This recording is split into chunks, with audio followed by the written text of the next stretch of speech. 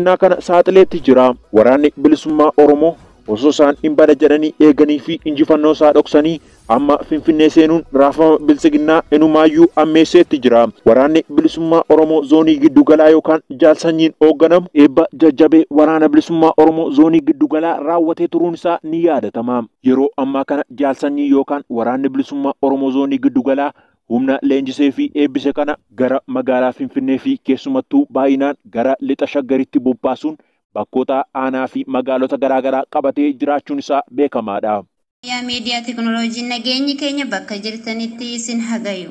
Hanga xumura sagantaa keenyatti nu waliin turtii gaarii. TPLF hunda caalaan namni isaan jibbanii fi balaleeffatan waboodha. Erga Finfinneetti dhiyaatanii booda yaada kana kaasuun isaan waan garaa ofii qaban ofitti mul'isuu fi Finfinnee nutu seenee qabata kan jedhu ibsuu ta'a.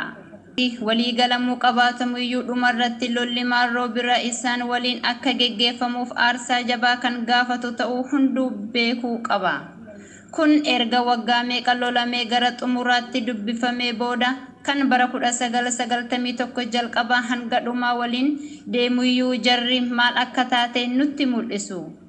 TPLF abjuun isaanii guddaan qabeenyi waan jalaa manca'ee fi dinagdeen biyyanichumaaf wanti isaan irratti xiyyeeffatan guddaan Oromiyaadha. Qabeenya Oromiyaa saamanii ittiin deebisanii of ijaaruun ammas abjuu isaan Gaambeellaaf Bilishaangul Doktar akka wal qunnaman gochuun booda Bilishaanguliin Tigraay jala galchuun murtii keessa Gaambeellaa ofitti dabaluudhaan karaa bahaatiin ammoo Oromoorraa lafa kutuun Somaaleetti isa kana beekuu qabna har'a qofa miti. Roon mootummooti addunyaa Ameerikaanis kan irra deddeebi'anii odeessaa oolan waa'ee PP fi TPLF uummata Tigraay qofa waa'ee uummata Oromoof waboo wanti isaan dubbatan hin jiru. Ammas lugeenchii fi sadarkaa deeggarsa siyaasaaf yaadanii TPLF waboon gama kaabaan socho'uu godina adda saba Oromoo Wallootti humnoota sirna bilxiginnaa tiksan waliin lolatti turuu hin himamne wayita ta'uu magaalota Kamisee fi Sanbatee hidhamtoota waraanni bilisummaa Oromoo gama lixaatiin sochii guutumatti lafa Oromiyaa bilisa baasuuf eegalee jabeessuun aanaalee lixa Oromiyaa garaagaraa to'annoo isaa jala oolchaa jiraachuun ibsameera. Akka waraanni addaa bilisummaa Oromoo golaalee Oromiyaa golaalee garagaraa keessaa ibsaa jiranitti keessumaan waraanni addaa bilisummaa Oromoo tarkaanfii golaalee Oromiyaa irratti fudhachaa jiruun magaalota Oromiyaa hedduu ammoo akka dhuunfachaa jirutu himamaa jira.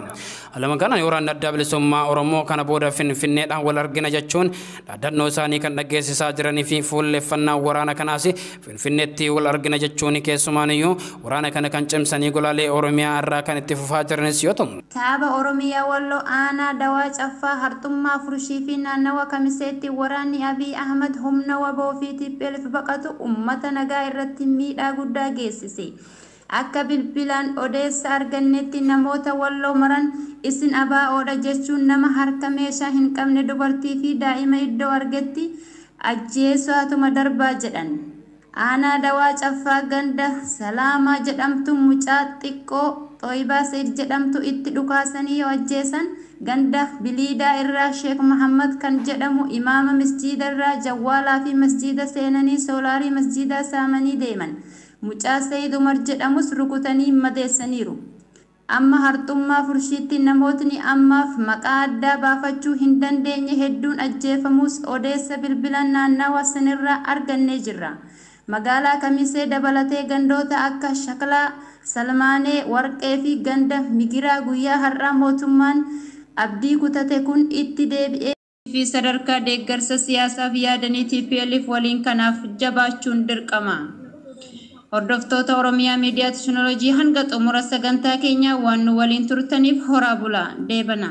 የሚቆም ነገር የለም በመርዝ የተበላ ቢልቃጥ ነው እሱ በጣም የሚገርም ሰው ነው አሁን መከላከያውን አስገብቶታል እዚህ አስቸኳይ ጊዜ እንትን ምንድነው ብሎ አስገብቶታል አሁን አደራጅቶ ለመውጣት እንጂ እውነት ለመጠበቅ አይደለም አሁን የሚመጣው ደግሞ የከፋ ነው የሚሆነው ሰው ሲሞት እኔ በጣም የሚገርመው ነገር በባህላችንም የለም ሰው ሲሞት ነጭ ልብስ ለብሶ አደባባይ የሚወጣ ጠቅላይ ሚኒስትር እኔ በየትም ሀገር ሰምቼው አላውቅም ኢትዮጵያ ወደፊት ትቀጥላለች ሰው ለጊዜው ቢሞትም ወደፊት ኢትዮጵያ እንዴ ሰው ከሞተ በኋላ ያለች ኢትዮጵያ እሱ እንደሆነች እንጂ እኛ አይደለች በቃ እኛ ከሌለን ኢትዮጵያ የለችም። ስለዚህ ኢትዮጵያ ለመኖር እኛ መኖር አለ ኢትዮጵያ እንድትኖር እኛ መኖር አለብን። እሱ በኢትዮጵያ ስምና በእግዚአብሔር ስም መጥቶ ይኸው የአማራን ህዝብ እያታለለ ይጨፈጭፋል። ስለዚህ አሁንም መፍትሄው እኛ ጋር የደነዘዙ ባለስልጣኖች አሉ። እነዛ እንዲነቁና አንድ ነገር እንድናረግ ነው የምንፈልገው እንጂ ይሄ ሌላ አይደለም። እንዴት ይኖራል? እንደው በእውነት እግዚአብሔርስ እንደው ምን ይላል? እኔም ይገርመኝ አሁን አጣየላ እንደዛ ተፈናቅሎ በጣም የሚገርመው አስወድሞ ካለቀ በኋላ አሁን መከላከያው ገባ በቁጥጥር። መከላከያም ውስጥ ያሉት እነሱ ናቸው። በፊትም ምንድነው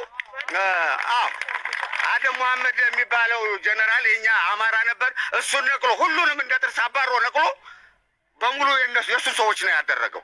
ስለዚህ ምንድነው ለማጥፋት የመጣ ሰው ነው ይሄ። በቃ እያታለለ በጥሩ አንደበት እየሰበከ ለማጥፋት የመጣ ሰው ነውና የኢትዮጵያ ህዝብ አንድ መሆን አለብን።